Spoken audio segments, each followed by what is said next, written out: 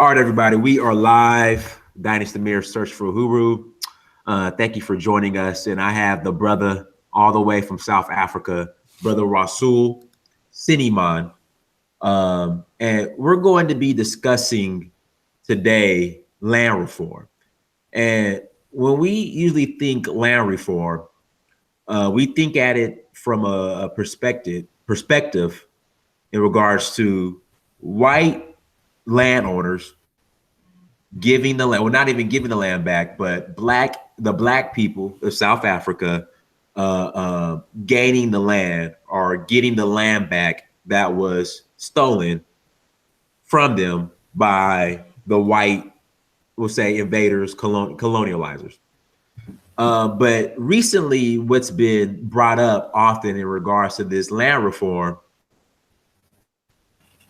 what's been brought up in regards to the land reform is now Afrikaners are making the argument that, well, the land shouldn't go to the, I guess, government or to the people who are predominantly consist of the Bantu people. It should go to the San people who were there first or who are indigenous to that land, and that the Bantu people came around the same time of that the Europeans came. And so, you know, when we package that, which we're gonna package today with brother Rassool, who is from the San people, who is in, are you in South Africa right now, brother? I'm in South Africa, yes. Yes, who is in South Africa right now. We're going to unpackage, are these Afrikaners, are they sincere when they really speak, I guess, on behalf of the San people in regards to they should get the land and that the Bantu should not get the land? Are they being historically correct when they say that the Bantu people did not arrive in South Africa until the same time as the Europeans, which would be around the 16th, 17th century, I guess? So, brother Rassool, thank you very much for coming on. And let me ask you this. Let's start off with the San people. All right. Now, you guys were in that area called South Africa first. Am I correct? Firstly, thank you for having me on the show. Thanks to the listeners or viewers or whoever is out there. I think we have to contextualize this correctly. And to contextualize anything, you start at the beginning. Mm-hmm. When we start, for example, you've heard the narratives that life started in Africa, for example. Yes. One then has to quantify that. One has to qualify that. And one has to do that based on science and based on anthropology, for example. Scientifically, after the last ice age, the life or the thinking man emerged on what they called Mossel Bay. Mossel Bay is on the east coast of South Africa. Mm. And the thinking man then created tools, for example, painted on caves and conceptualized life. Then there was a migration. There was a migration into Africa from the southern region of Africa, going out into Africa, into Europe, and then there was a migration back. Now, in many instances, when we begin the narrative, when we begin the discussion, when we begin our views and opinions, we start opining from white history, white colonial history, and we talk about 600 years ago. But history never started 600 years ago. As our people, we've been here for 160,000 years. So we've got to go back to the beginning and then say, from the beginning, who was where? So I am loath to want to begin to start our history at a colonial point. I have to start our history at the beginning. And the beginning was the thinking man. And the thinking man can be traced through DNA, can be traced through science itself, can be traced through what do they call this, carbon dating, can be traced through a lot of other means to the sand bushman forager who are our ancestors. And when we say our ancestors, we talk about the ancestors of humanity, not just the Khoisan here, but humanity in itself. If you look at our DNA, for example, you'll find the DNA, there's a common thread that starts from Africa, goes as far as China, goes to India, goes all over. And if you look at the cave paintings, you'll find there's a thread that goes even as far as Europe. And then beyond that, if you look at the linguistics, if one follows the linguistic trails, you'll find that the cliques of the San people have impacted on language throughout the world, even as far as Russia. So yes, at the beginning was the San. Okay. So when do, but let me ask you this. So, well, I'll ask you this first question. Obviously, life came from Africa, from South Africa, as you say. We'll just say Africa. Around when, and you said over 100,000 years ago. Am I correct? 160,000. Say that one more time. 160,000 years ago. 160,000 years ago, the thinking man. When around when do you believe from San I don't know, culture or San stories or history, when do white people come around? Not just to Africa, but just in general. One has to look at a number of global events to get to the point of white people and their arrival in Africa. For example, Africa had developed when we had Nubia, for example, we had Egypt. White people were still sleeping amongst the pigs and feeding them. You know, they had no civilization. They had okay, and where were they at? When you say sleeping with the pigs and living with them, where exactly? In Europe? Like where? When we say this, Europe was in darkness. Europe was in darkness. But only when Professor Northcote Parkinson wrote a brilliant book called East and West. And in the East and West, he talks about the rise and fall of civilization. So we cannot see this outside of the context of the rise and fall of civilizations, which are based on, let's say, engineering, for example, inventions, and so on and so forth. And it's only the Industrial Revolution that took whites and put them in a position where they could begin the colonization process. So when we look at how civilizations developed, when Europe began to rise, at the same time Africa was beginning to fall. Now, when this happened, Europe fitted into a vacuum. Europe then went into expansionism, for example. It then began to colonize. It began its colonial adventurism, where it colonized America, it colonized Latin America, it colonized Africa. And at the same time, when Europe had reached almost its peak or close to its peak, it then began to divide up Africa. And when it divided Africa, it used race, tribe, all these differences to now create a leveraging, a division, a leveraging, and a means by which they could divide the conquered and keep them subjugated. So race became the narrative, the dominant narrative. Class became part of that narrative. Tribe became part of that narrative. And today, in the neo-colonial state, we still suffer from that. So we now are sitting and unpacking this and at the same time feeling the ravages of it. Okay, so in regards to South Africa, when did the Bantu people arrive into South Africa? Because again, the narrative that's being put out there by Afrikaners or white people is that they showed up around the same time they did. Is that true or false? That's false. Say that one more time. You went in and out. Can you repeat that one more time? I'm sorry. That's false. That's false. A false argument, a false paradigm. There were other people that came to Africa, and there were other civilizations, but at that time, Europe had not descended to where it was now. One can also look back and say 2,000 years ago, our cousins The Bantus were here, they came, but they did not come as an invading horde.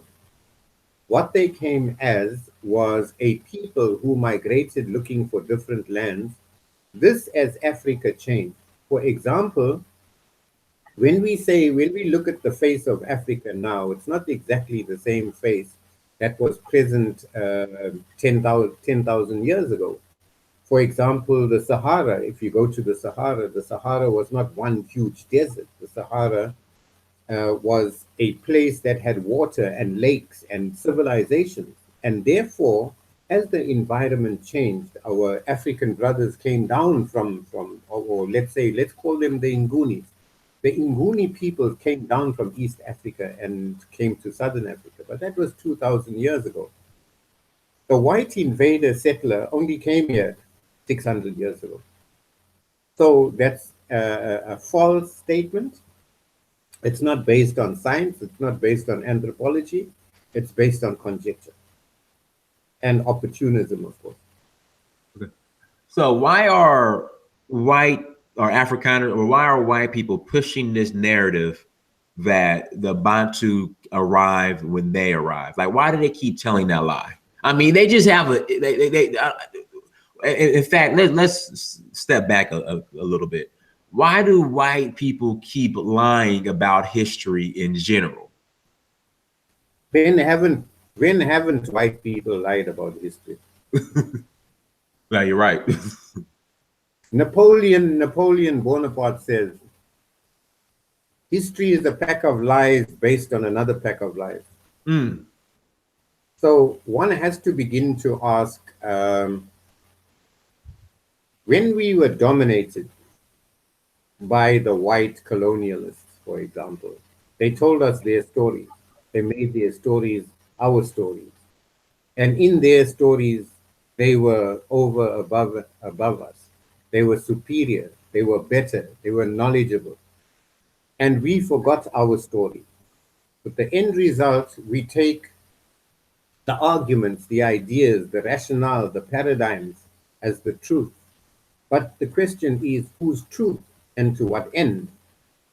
The idea of Bantu, for example, there's no such thing as Bantu in our thinking. I'm a Pan-Africanist, and they are Yes. only Africans. There's no such thing as you are Bantu and I'm a Khoisan and you are this and you are that, except in the divide and rule strategy. Now, many of us take the identity question and use it for political gain. And one has to look at how much have some of us bought into the colonial narrative. How much have we become part of the divide and conquer strategy? So when we look at all of this, it demands an unpacking. It demands a re-evaluation of who we are, where we are, why we are, and begin to rethink how we think. You know, like they say, it's not just a case of thinking, it's a case of thinking about why you're thinking, it's a case of thinking about how you're thinking. In short, it's rethinking how you think, thinking about thinking. So we are, as Africans, we are in that space now, and we are making bad decisions, we are making bad utterances, and we are committing crimes within crimes. Mm.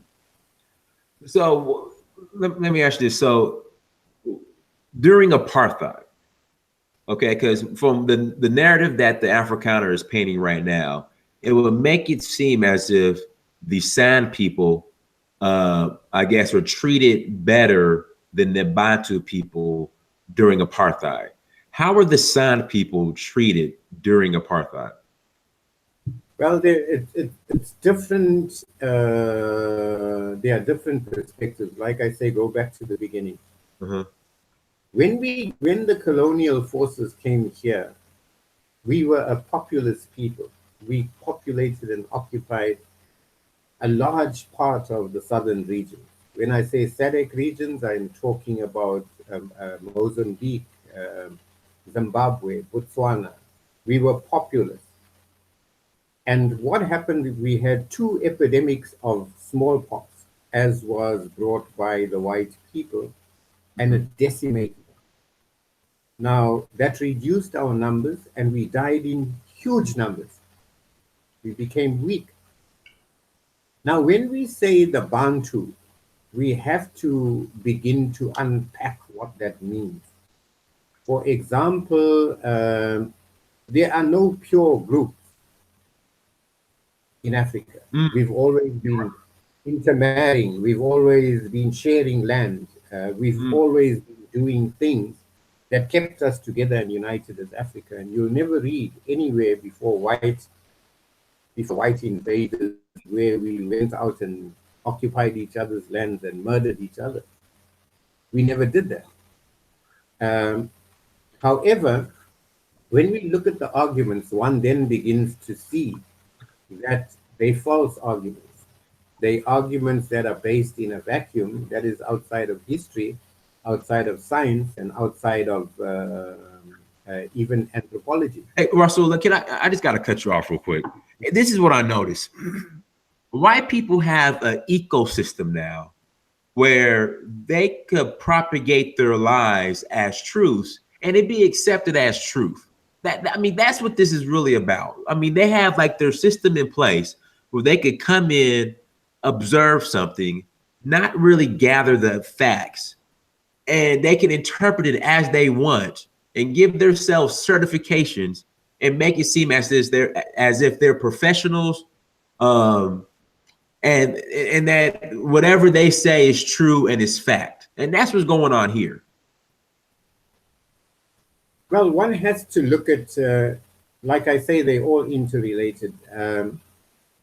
When you look at, for example, if you look at America right now, America has what they call multi-spectrum dominance. It's where they try and dominate you in every way possible. And one of the ways in which they dominate you is in how you think. And for us, the media has been doing that for a long time. For example, history is written by colonial forces. Right. The newspapers are owned by the colonial forces. The radio is owned by the colonial forces. The TV was owned by the colonial forces. And now, purportedly, it's become black. But the question becomes, what do we mean by black? In what context do we mean black? When the colonial forces left or said they were leaving, they had an exit strategy. And the exit strategy was to ensure that white privilege and white domination remained, even though the face of the country turned black, so to speak. For example, the power is still in white hands. The economy is still in white hands. The land is still in white hands. The media is still in white hands. And the actual transformation never happened.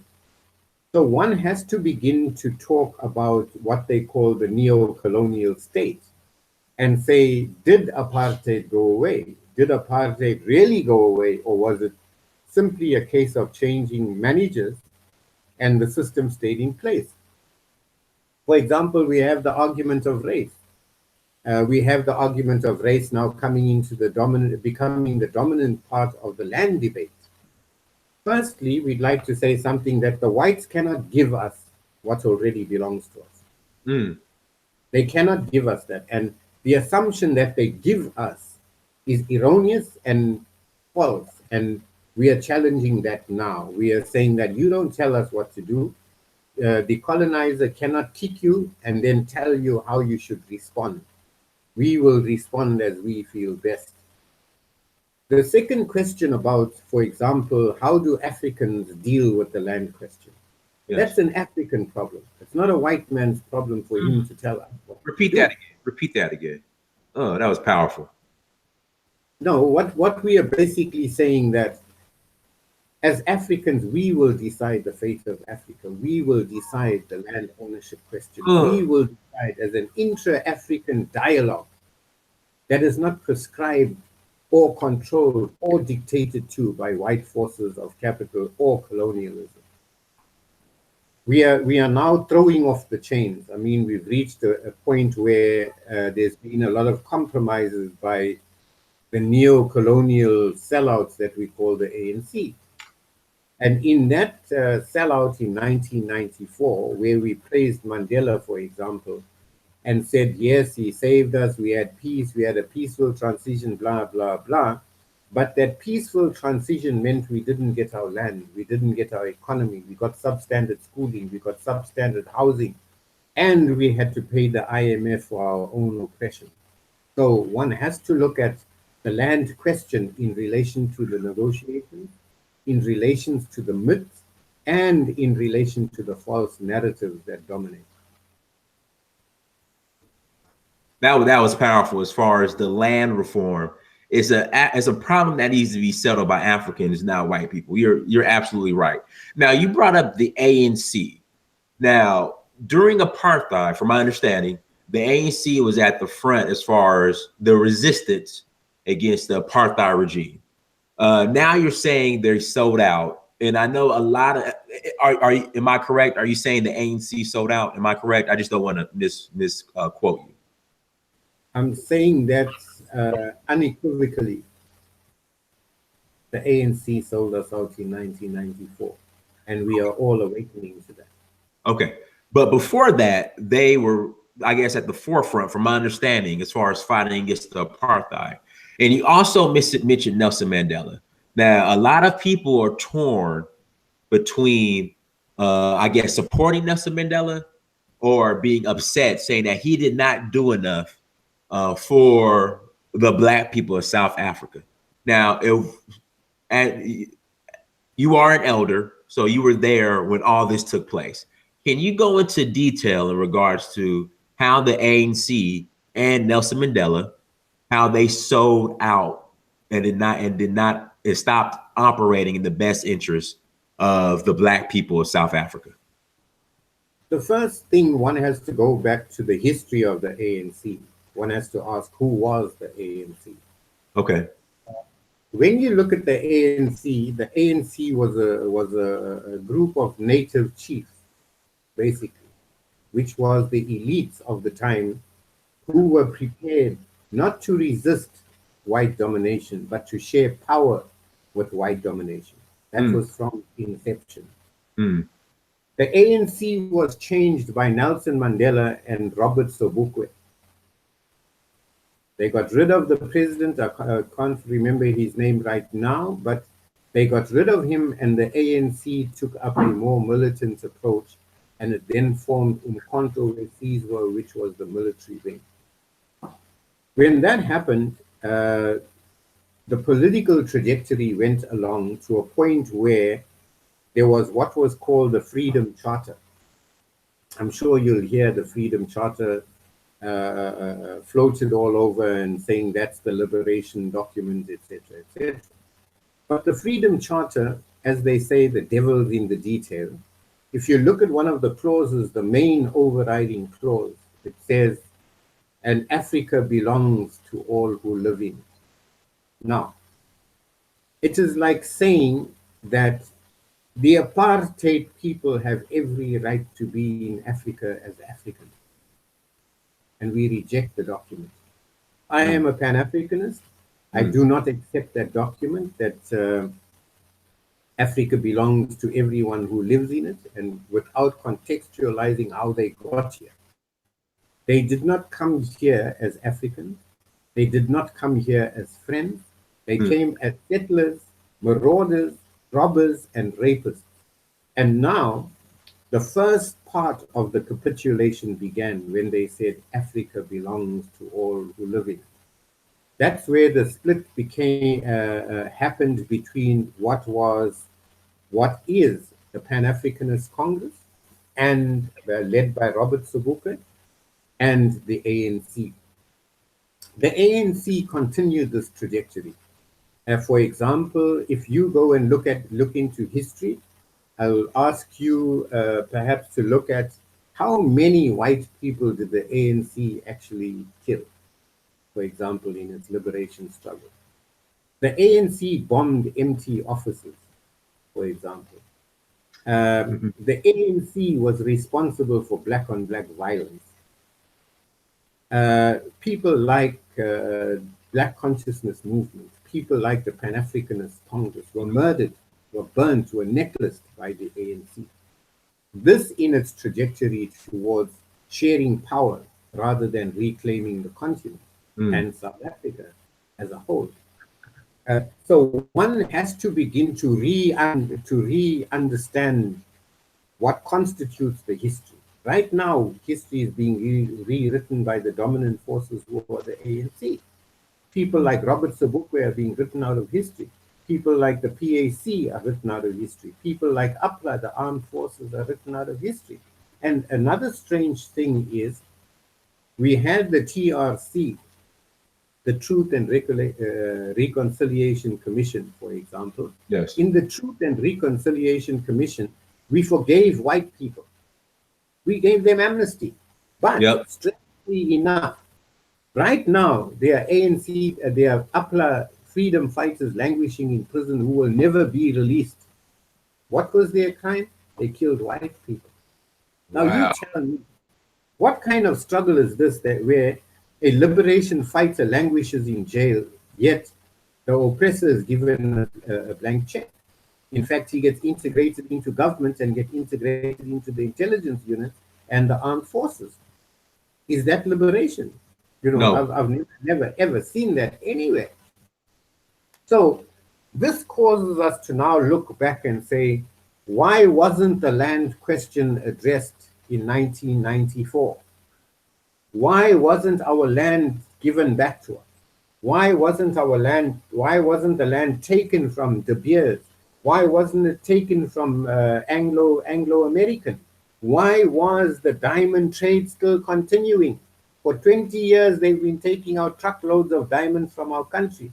For 20 years, they've been taking out gold from our country, and we say we've got freedom. What freedom? Angela Davis makes a very pertinent question. She asks, are we free to starve? Now I'm asking the same. Are we free to starve?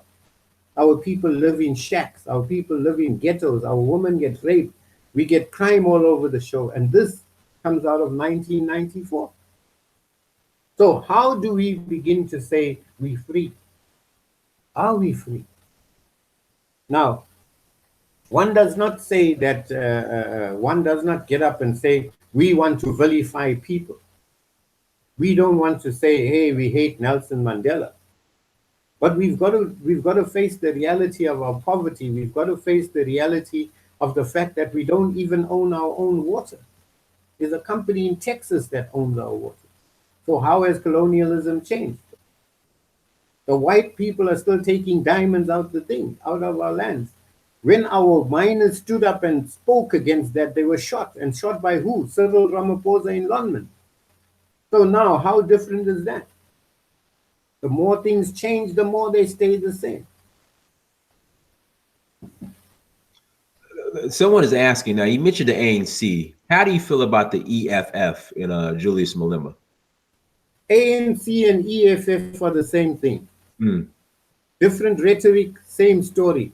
I mean, for example, listen to this rubbish. The first thing that happens, the EFF says, yes, we're going to take back the land. What land are you going to take? We're going to take back the empty land. What about the occupied land? What about the farmlands? What about the mines? What about the places where we want to take land? It's like saying, I want my land, but I'm going to take the parking lot. What are you saying? There's no appropriation. Appropriation means you take from someone else what belongs to them. We are not appropriating. We are taking back what belongs to us, and all of it. We aren't saying that we want this and that and we leave you with the best arable land that you have. No. We want our land, and that's it. The EFF is introducing a capitalist neoliberal narrative that leaves us landless again. How can we take from ourselves? They're saying we will take state land. How can you take state land if we are the state? I mean, it doesn't make sense. What about, for example, we sit here and we've got the most valuable real estate is on the beachfront, for example. There's a waterfront. There's Durban here, Osaka. We have all the cities here. Why aren't we taking those? Why aren't we not touching white people's land? We only talk about appropriating state land. What the heck are we saying? You know, what about the seas, for example? Right. Why aren't we talking about the sea? Why are Chinese people trolling off our lands and making millions and millions and millions, and our people are being denied fishing licenses with a simple fishing rod on the shore? Mhm. How free are we? Whose land is this? Whose sea is this? You know, so the deeper questions need to be unpacked. We mustn't just celebrate and we don't know what are we celebrating. Tomorrow we'll celebrate our own slavery, which we are in fact doing now. So what? So people are asking in the chat. Well, first of all, everybody in the chat room, they love you. They appreciate you for coming on, and thank you so much for coming on because we need to hear this, and so we really appreciate it. Now you brought up a great point up as far as you know the arable, well not the land, just including all the land in general, the diamonds, the coast, and that needs to be given back to the black people, and then the black people could decide on how they're going to divvy it up. Are people like let me get his name. As far as South African celebrities, are they being vocal in regards to land reform? Like, what role are what role are they playing in regards to land reform? Your Black African celebrities. Our Black African celebrities are celebrities who are sucking off the poison teat of capital. Mm. The system is giving them benefits. Like we had white privilege, we now have black privilege. Mm. We don't have the people who are prepared to speak up and endanger what is their privilege. Machiavelli, for example, said, oppression works because someone benefits from it. It doesn't just work. Someone gets the benefit, someone derives the benefit. And those who sit on the media, for example, the state-controlled media, will not raise their voices and say, we don't like the system, because tomorrow the media kicks them off and their income is gone. So it's more about protecting their income than talking about the truth. As they say, he who speaks truth walks alone. He who speaks truth is isolated. He who speaks truth is generally poor. So we have to begin to say, when we say celebrities, I'm not too sure what do we mean, because these people who are celebrities with a consumer grouping. They are not celebrities within a political paradigm. You know, so for example, in 1948, the World Bank was warned about creating consumer societies, but it went ahead anyway. And now, as Africans, we are the consumer's consumer. We are buyers, practically. We measure our lives by the measure of the oppressor. He tells us, you get a new TV, you are a man, you are a person, we go out and get a new TV. You know, we never questioning, we never saying, you know what, this TV is coming out of a factory where our people are enslaved labor. The mall is not ours, it belongs to someone in England, for example. But we rush out to just buy a new TV. They'll show us an advert, they'll say, Levi's, you're not African without Levi's. We go out and buy Levi's. You know, where are our African jeans, for example? Where are our African clothing? Where are our African values? We just consumers. So if we are now measuring ourselves according to the material measure of the capitalist society, then we've lost our Africanism. You know, so something's gone terribly wrong with us. What about this now? The white media is really pushing this narrative about white genocide. Are they exaggerating? Is this a lie? I think it's a lie, and people have told me that they're lying about this white genocide. What are your thoughts on white genocide? We've got to unpack what the term genocide means. Okay. Our people suffered a genocide in Namibia, for example, Yes. where they were put on concentration camps and starved to death. That's not considered a genocide in white circles.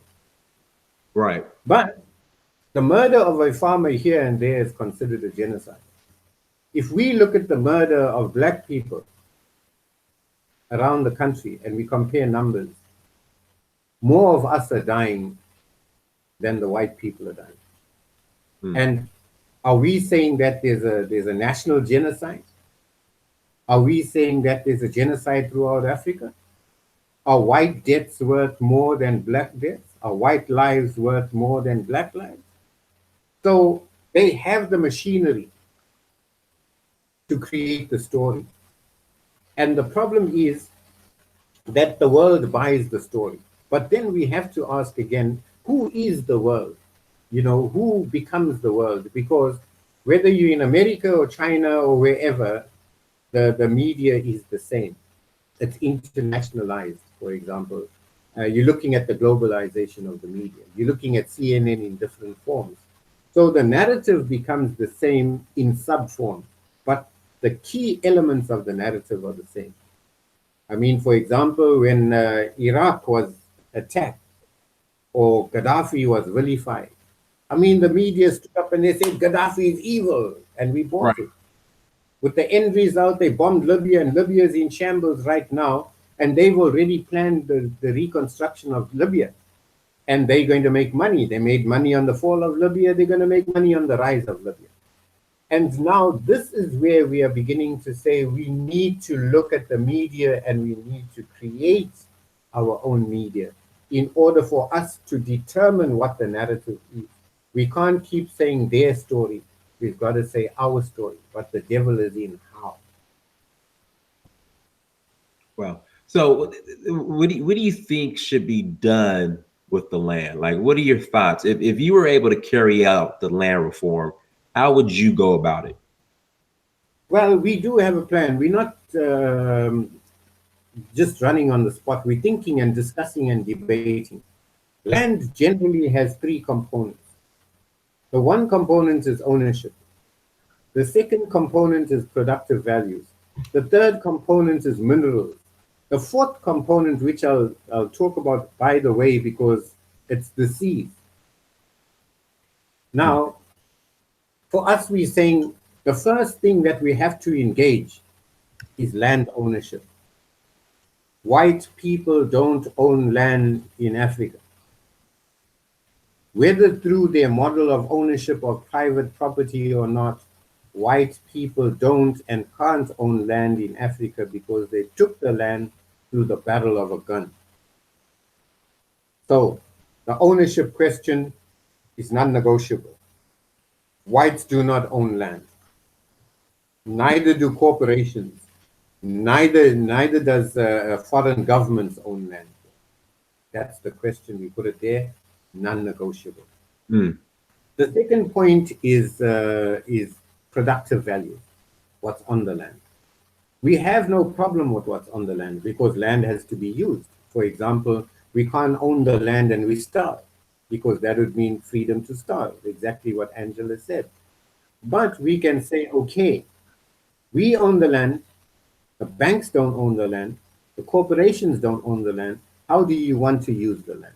Okay, fine, you want to plant. That's great. Our people must have an equity stake in it. Not that you come, you exploit, you take food overseas, and our people starve and they become workers. They have to have a meaningful equity stake in what happens. That's done. The minerals belong to the people. If there are any minerals being done, we do what the Malaysians do. The Malaysians have what they call son of the soil project or an approach or philosophy. The son of the soil project means that 50% of anything you dig out the land goes back to the collective. That means it becomes the property of the people. They should benefit. They should enjoy whatever comes out of their land. So we've dealt with those three. The fourth thing that happens, if the seas, if we have territorial waters. All that comes out of the territorial waters should be subject to exactly the same. 50% has to come to the people, the collective. Now, then we look at that, we say, okay, how do we deal now with reparation? Because I believe that there should be restorative justice, what they call restorative justice. And restorative justice means we start looking at how do we restore things to the way they were or how to make up for the past. For example, if I was the president of this country, I would legislate a different sort of tax regime. Any company that has been here, like De Beers has been here for centuries, De Beers must pay reparations and there must be a taxation for it that is higher than normal taxes. And as long as they're here, whether they change form or sell out or buy out or trade shares or whatever the case may be, they have to pay reparations. That's number one. Number two, we look at the historical families who have made money out of us. You've got to say, you have been here exploiting the land for X, you pay the second level of tax. They pay a lump sum and they pay a second level of tax. People like the Oppenheimers, people like the De Beers, as families, not the De Beers companies, but as families. Then we look at individuals who have profited from here. For example, some individuals, their families have been here for 300 years and they had wine farms, etc., etc. We have a tax regime for them. Then we have the white guy who came here yesterday and opened a company and is dealing with our people fairly. We say to him, you pay your normal taxes like everyone. And we say, that's the tax regime we pose. That's what I would do. Because it means there's justice and it levels the playing field. And those who have benefited are engaged appropriately. For example, the banks have gotten away from apartheid. They got away with 26 million rand, 26 billion, I think, or million, I'm not sure. Must clarify. 26 billion, sorry. And that money was supposed to come into South Africa, but the banks have never paid this money. And the ANC has let it slide. And we're saying that bank should not only return that 28 billion rand, but they should also be taxed over and above that for profiteering during apartheid, because they traded in land, they traded in housing, they traded, for example, many of South Africans, they are not they are losing money because they are buying land from someone who does not own the land, like the banks finance land, for example. The real estate agents transacting land, and they're all making money on land that belongs to Africans. So this has to be reevaluated. And we say, if we take the land, the people are, those with bonds, heavy bonds, are actually going to be jumping to the sky because we take away the right of the bank to demand money on property that does not belong to it. So that's the way we look at it. We're saying, let's do this justly and not have one injustice replacing another injustice. All right, another question I have for you. I wrote down a couple more questions. I brought up the land reform issue to Black South Africans before, and they have said that they don't want the land because jobs are more important. What would be your response to a Black person in South Africa saying that? Saying what? They don't want the land. Land reform is not important. Jobs are more important than land reform. What would be your response to a Black South African who makes a statement like this? Well, it's colonial thinking. It's like saying I want a job in my home as a domestic servant. You know, it's ludicrous. It's laughable. I mean, at the end of the day, but it's an outcome. It's an outcome of colonial thinking. Like I said earlier, the first thing that happened is they colonized our minds. Mm-hmm. And with the end result, they were able to dominate us for so many years. When we say, for example, I saw a joke where two white guys are standing and they're saying, and you see these Black people pushing this sort of, I forget what you call this thing, this little thing that runs on rails. They stand and stones it. and they've got all the gold in there and they're pushing it. And the white guys stand and say, look, they give us gold, we give them jobs. You know, and this is ironic and simply indicates how we've been conditioned, how we can take value things and give them to others and just get the crumbs and be happy with it. But there's an awakening of that. And I'm saying this is the dominant narrative within narrative thinking.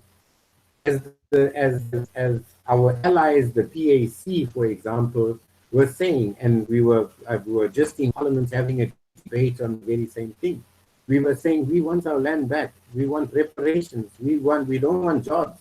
This idea of jobs and foreign investment and so on and so on to market economies means that the colonial project is doing, even though we've changed managers to the point that the operators, they're the managers of white capital.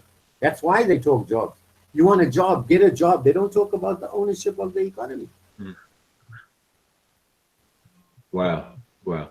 Okay. What about if Black South Africans kick out the white South Africans, South Africa will end up like Zimbabwe? What would be your response to that?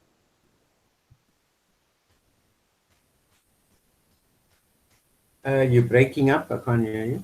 All right. So the other excuse are hello. You're breaking. Yeah. Can you hear me? Can you hear me? Can you hear me? Hello. Hello. I think we're losing a brother. Yeah, we lost him. He's gonna have to come back on. But everybody who's on with us in the chat room, thank you so much for joining us. I hope you guys are enjoying this this discussion. Sorry about the technical difficulties. Hopefully the brother will come back on as soon as possible. Make sure you guys please get the likes up, you guys. Again, if you're not super chatting, you know, the least you could do is like and share and subscribe. That's all I ask for. At least like and share and subscribe. That's all I ask for. So please get the likes up.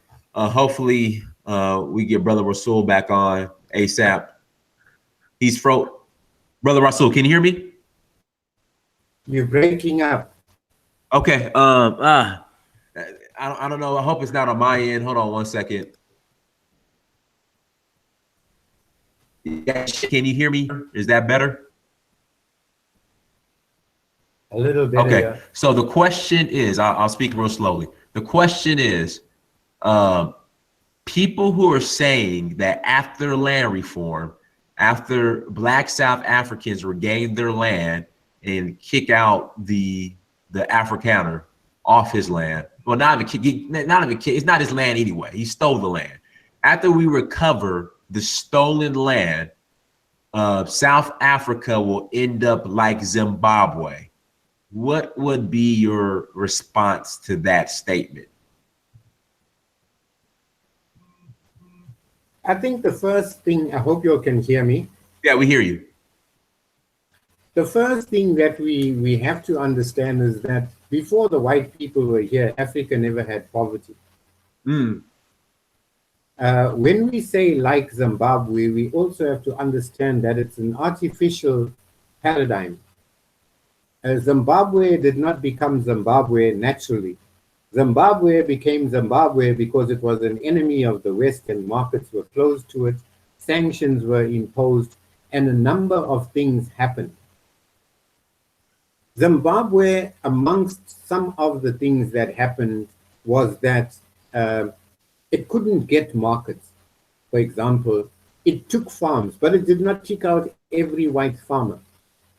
But the white world also fought against Zimbabwe to sort of show the world that Zimbabwe does not have the right to defy white authority. And thus it became a victim. Now, the Zimbabwean situation cannot be seen in isolation. For example, here in Africa, there's very little intra-African trade. white monopoly capital has ensured that we send our foods to their market, for example, and they dictate the prices. They dictate whether we can sell, whether we can't sell, who buys, who doesn't buy. And then they dictate the policies, whether through treaties, whether through the African Union or otherwise. And now we are saying that we will be different. The first thing that happens, we're not going to conflate issues. We are going to ensure the ownership issue is non-negotiable. The productive values we can negotiate, because if you can produce and we have a benefit out of the production, we've got no argument. There's enough land. But what we are saying that in that production, it's not going to happen in a capitalist manner. As a socialist, I am saying that we have to own the means of our production, and we can discuss how we can do it, but within a framework of what you call fair trade. And that's what we see as the solution. Okay, something else. I've been hearing people saying that the San people are colored or they're mixed. What does that mean? Like, I mean, I know what color people are, but they've been saying that the San people are colored. I've heard these Afrikaners say that. What does that mean? Is there any truth to that? Well, like, what do they mean by that? One has to look at the race theory, for example, and then begin to look at apartheid, and then begin to understand the land question in relation to the colored labeling. There's no such thing as colored. Mm-hmm. There's no such thing. I mean, that was invented by white people I think it was in 1953, that they created a label and said, these are mixed people. But it's based on the theory of racial purity. The first concept of race has been debunked. There's no such thing as race. There's only one human species, and that human species is humanity. Finished. Stops there. It begins there and it ends there. And the progenitors of the human species, as we said earlier, is from South Africa. Now, that being taken care of, if I take HO2 and mix it with HO2, it equals HO2. Mm-hmm. That's the logic. And it cannot be otherwise. To now say some people are mixed, there are no pure people. Humanity over its we only looked at humanity for 160,000 years, yet man has been around for millions of years. If we only look at the 160,000 years in the migration patterns of humanity, who is pure? So the idea of purity is a fallacy, and it's based on racism. It's based on a false race theory that has been debunked. When we say people are mixed, for example, what do we mean? I'm trying to grapple with this understanding because I don't subscribe to race theory. So I cannot see a human being interacting with another human mixed. How? Because ethnicity is some label we wear. At the very fundamental level, we're all biologically the same. So what happens here? So the label, the out of a subscription to the race theory, and I think it's as false as the race theory itself.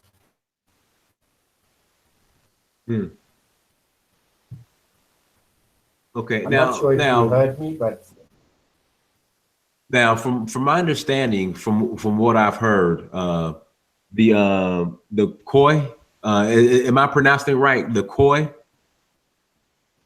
the king, the Khoi. It's not okay. Let's go with that because it's too difficult to go into other explanations. Okay. Yeah. Okay. What were you saying about the Khoi people? Yeah, the king, the Khoi king, was wanting to partner with the Afrikaners. Is there any truth to that? Well, it's being condemned in various circles. Okay. And firstly, the Khoisan have no king. There's no such thing as king. Okay. There was never a king of the Khoisan. Mm-hmm. Okay. Okay. All right. Let's see. Any guys? Any questions in the chat room for the elder before we close out? And thank you again so much for coming on. You have to come back on as well. You always have a home here on this platform to speak about anything you like to. No problem. Let's see here. The trade agreement, the African trade agreement. Why didn't South Africa join the trade agreement? Are you familiar with this trade agreement that the African Union had proposed? Yes, not the finer details, but I have an understanding of the broader overview. Okay.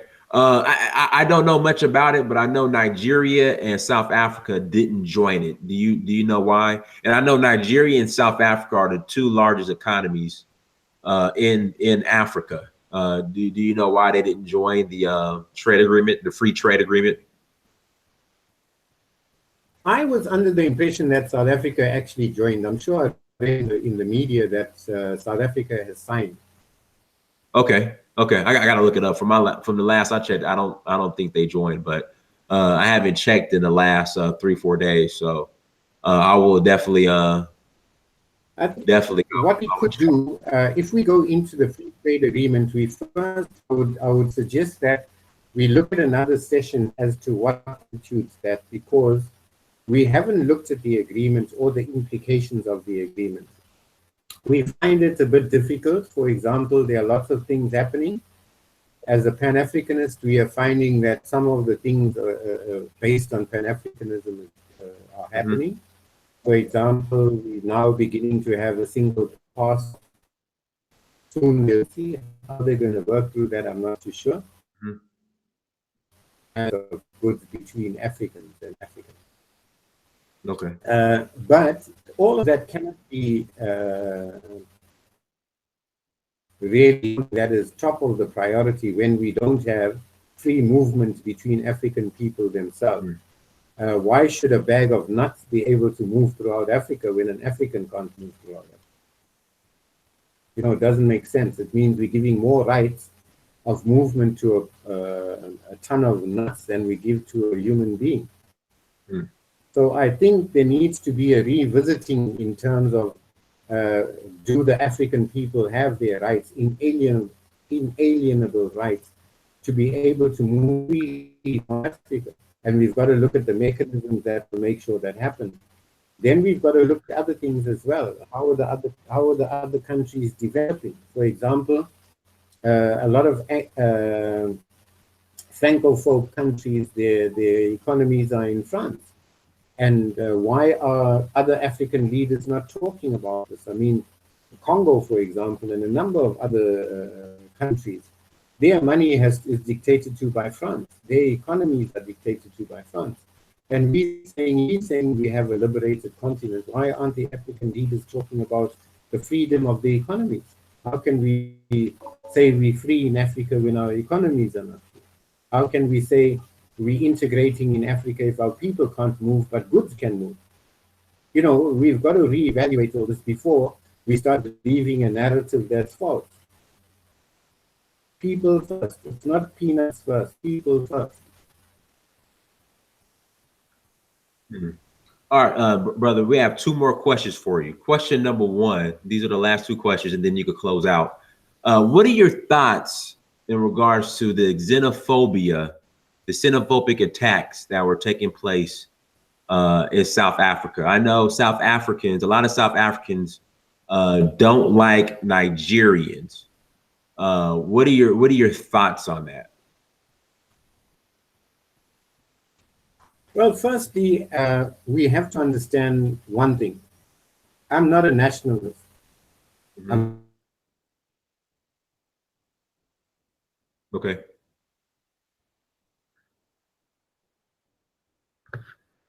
Hello?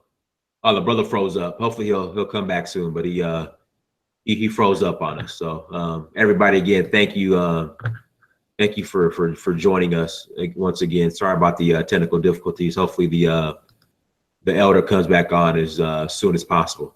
But make sure you guys go to africapersonified.africa. Let me put that in the chat room, africapersonified.africa. Make sure you go there. Make sure you like, subscribe, and share. Also go to searchforhuru.com. Go to amazon.com, search your name, Daddy Samir, and then I'll go to daddysamir.com. And also go to search for Huru on Instagram, Snapchat, Twitter, and Facebook. Please like and subscribe and all that good stuff. Hopefully the brother comes back on so we can get these last two questions answered and then close out. Let me check. One second. Let me check this real quick.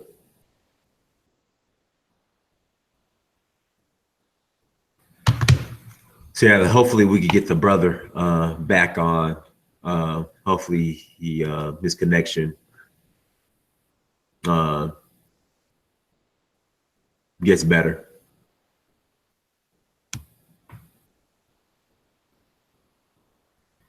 But again, everybody, I hope you guys are enjoying this. Hope you guys are. Yeah, I think we lost him. Let me message him to tell him to go ahead and come back on. Give me 1 second. Just click the link again. We lost you. And you get your connection back. All right, hopefully we get the brother back on, but he dropped off. But I hope you guys are enjoying this broadcast. Hope you guys are enjoying it. Let's wait a couple more minutes. Hopefully we get the brother back on, and we could finish and close out. How in the hell we call a country in Africa a European name? I agree with you, from Gariga. I completely agree with you. Well, the Black Order. So people who, Dynasty, we love the work you're doing. Keep banging. Keep putting out the information. Help me spread it. I need you guys to help me spread the information. Share it, like it, post it on your Facebook timelines, Instagram, tweet it, help me get the word out there. That's what I'm doing. I mean, I have, and not to be arrogant, I would say this: when it comes to Africa, outside of corporations like National Geographic, BBC, CNN, what's the I can't think of the other major net. Oh, the brother's back. Okay, brother, so you're back on with us. Thank you. Yeah, I lost you. Can you hear us? Elder, can you hear me? I can hear you, but we're still breaking up. Okay, all right. So two more questions before we close out. Question number one. You were speaking about the xenophobic attacks. We could if you could go ahead and give us your your thoughts on that. Okay. One cannot engage xenophobia without engaging colonialism nor engaging capitalism, for example. Xenophobia is born in poverty. It emerges from poverty. It's violent because of poverty. The first instance, we are subscribing to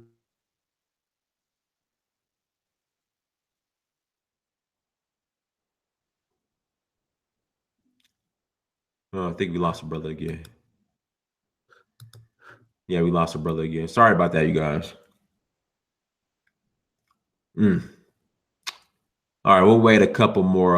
We'll wait a couple more minutes till he comes back on. But again, guys, thank you for joining. But yeah, just spread the word. That's all I ask. Just spread the word. Indigenous name for South Africa before colonializer. Okay, that was the second question. From Gariga, thanks for the super chat.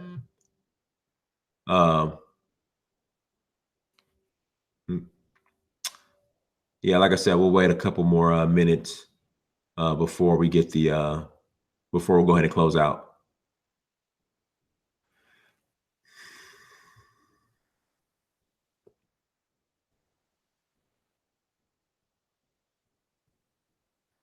Or hopefully the brother comes back on soon.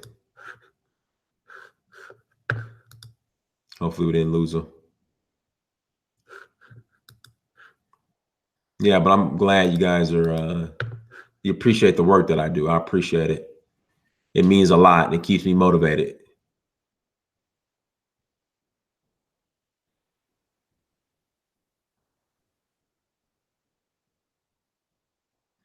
So again, thank you so much, everybody, for coming on. Like I said, we'll wait a couple more minutes, then we'll go ahead and check out. See what questions we got in the chat room.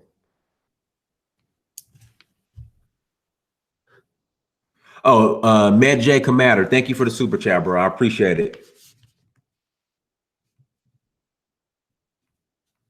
Thank you for the super chat. I really appreciate it. I know, right? Damn, internet keeps going in and out. And Sultan, thank you. And share the website with all your people. So people who are interested in print, like, how do you super chat? All right, so Sierra Mac, next to the emoji icon, there's a $sign. You click on that, and that will give you the opportunity to super chat. Thank you so much. But people who want to, as far as their homes, they want to add African art or interested in African art, go to africapersonified.africa, and I have my prints for sale. Okay, where you can, dress up your house, add some art to your house and to your collection. So go to africapersonified.africa, and there are prints for sale, and they're all my original prints that I took myself from traveling throughout Africa.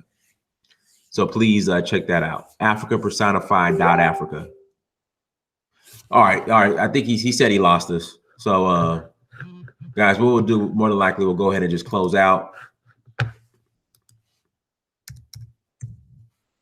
Yes, try and click on. Let's see if he can come back on.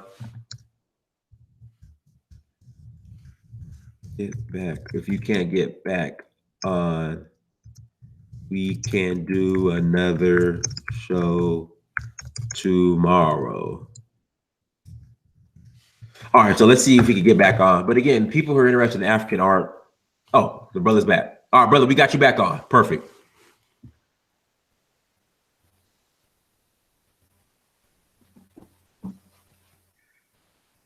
Yeah, so we were speaking on the xenophobia.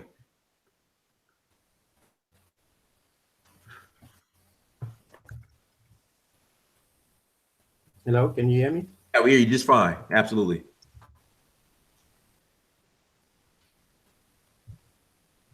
Okay, I think what I was saying is one can look at xenophobia outside capital, one can xenophobia outside colonialism. Mm-hmm. Countries that we have now are colonialism boundaries. The idea of narrow nationalism is also a colonial construct. And then we got to look at the ravages of poverty, and these emerge from capitalism, where the minority, which is the white minority, now with the black minority, are now profiteering from the misery of the people. And earlier we said the economies of South Africa and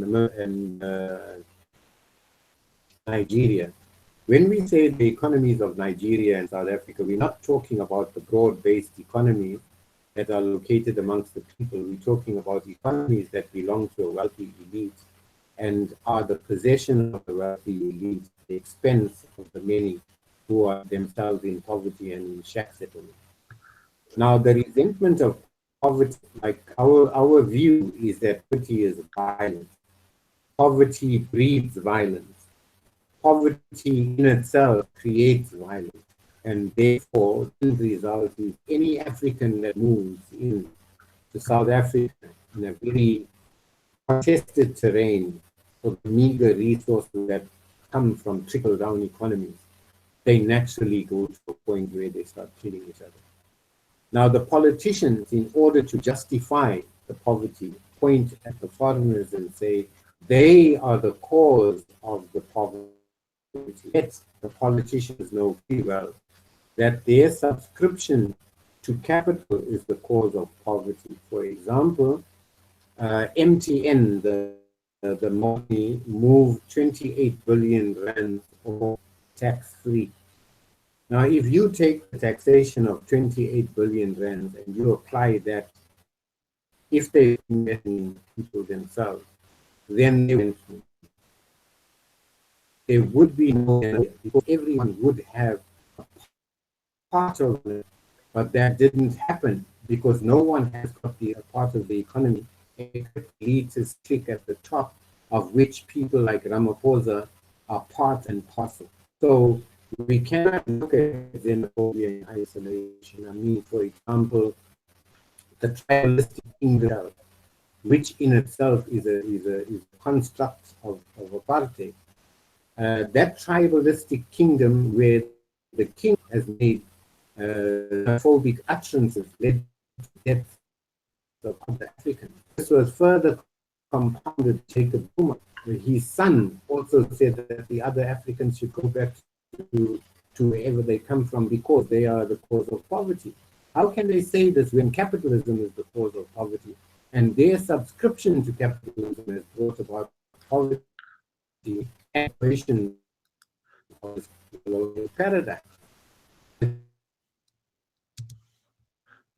You deconstruct xenophobia is and what are the root causes of xenophobia.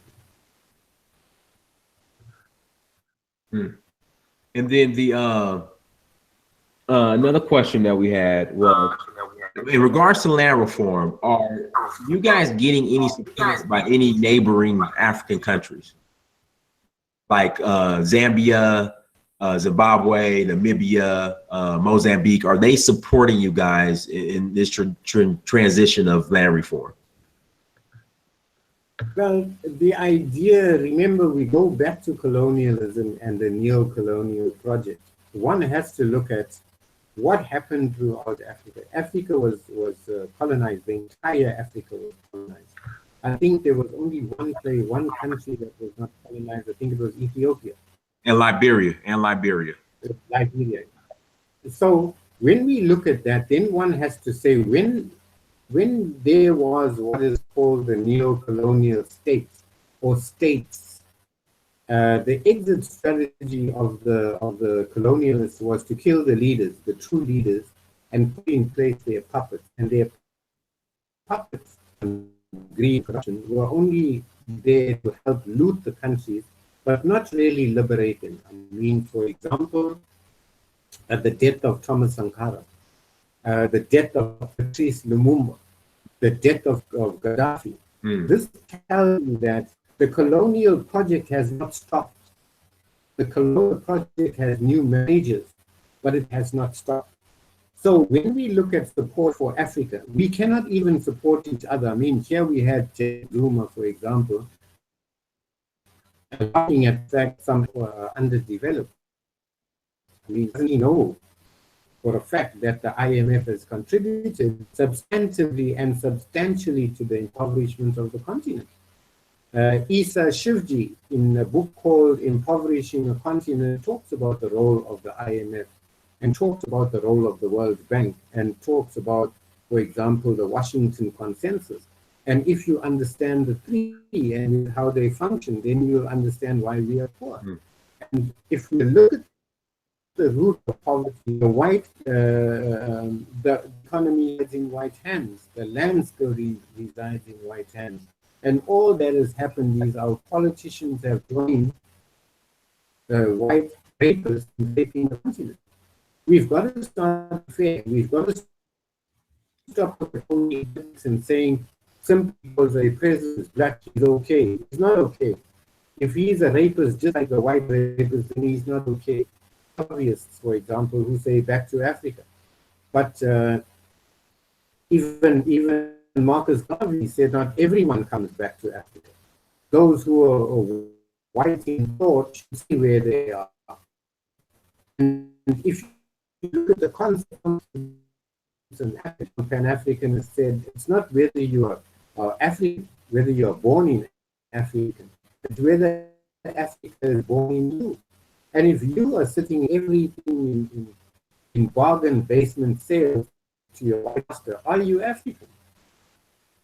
You know, Yeah, one more time. becomes the question. And I think that is the question we haven't been asking. Are we Africans just because of our physical characteristics? Or are we Africans because we love the continent, because we love the loyal? That's the kind of politics. I mean, we shouldn't just say simply because we have a black government, we're okay. We're okay. If our black government is committing treason against the people, to white people, then the government is doing treason.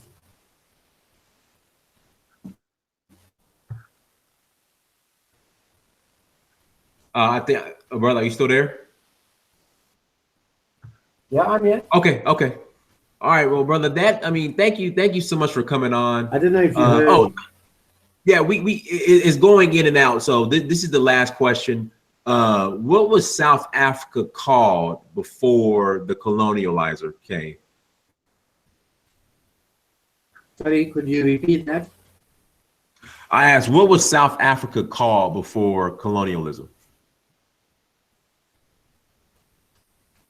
What was South Africa? Yeah, what was it called? What was the name of South Africa before colonialism? Well, Africa, there are various interpretations. Like, for example, Afrique comes from elsewhere. I mean, deeper in Africa. I forget where does the terminology come from. But when, remember, globalization meant that then import names. People call Africa, for example, if you were in a particular area, you'd call it the mountain so, the rivers of so and so. You know, in Africa, that's how things are called. The land of the lion, the land of the giraffe, the land of the big river, the land of the fish. That's how we learn African, or Africa to African, for example. And we began to explore the continent. I mean, we had different names, varieties of things. But when the colonialists came, I mean, that's when everything began to change. Right. Africa is not a name, it's a geographical location. Right. Azania, as a Pan-Africanist, we say Azania. You know, it has more meaning. I still have to go and look back into the origins of the word. But we do not subscribe to the point that we call it South, because we is just a description. I could say the south of Durban. You know, it doesn't mean anything. It doesn't denote, for example, the people. If you go to the Cape, for example, there's no such thing as the Cape in the narrative of the people. There's Kamisa, for example, which covers the entire area. And there are other names, but the names we have now, we still have to decolonize them.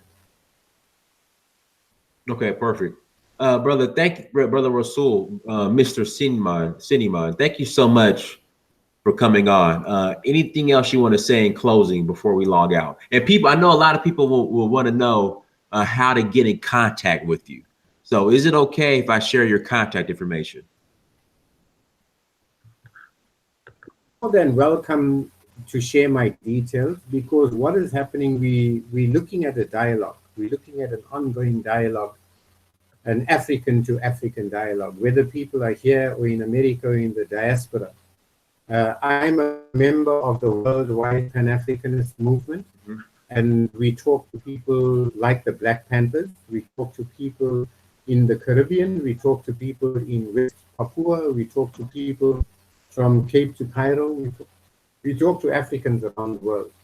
And we are saying that to everyone, Africa will not be built unless you, wherever you are prepared to put money into Africa, are prepared to put time into Africa, are prepared to put expertise into Africa, are prepared to continue the dialogue within Africa. For example, we are looking at creating a multinational company, and must have a footprint around the media. We're looking at the media by getting into print media. We're looking at radio. We're looking at comics. We're looking at animation. We're looking at software. So if people in the diaspora have the skills, we say talk to us. If you want to do an investment, come talk to us, because even in your country, there'll be a subsidiary that's going to challenge the hegemony of white-dominated media. If you, a software developer, talk to us, let's start taking that great leap forward. But we are not going to be able to do it on our own. The reason why we're weak is because we're not interacting within each other. We're not investing within each other. We're talking, and the talk is good because it's an exchange of ideas, but it has to be something much more substantial than that. We're trying to put together an indigenous fashion symposium, for example, because we believe that clothing, indigenous designs, indigenous knowledges are being appropriated by white capitalists, for example, exploited and then sent back to us. Yeah. Now, if you want a African dress, you get it from China. I mean, for heaven's sake, what does that say? Yeah, you're absolutely right, brother. Once again, thank you for so much for coming on. And whenever you're free to come on, I mean, you're more than welcome. I know I'm going to be bugging you about coming on and dropping the jewels and giving the information that you gave today. So again, thank you so much for coming on. Everybody in the chat room, thank you for joining us. Till next time, peace.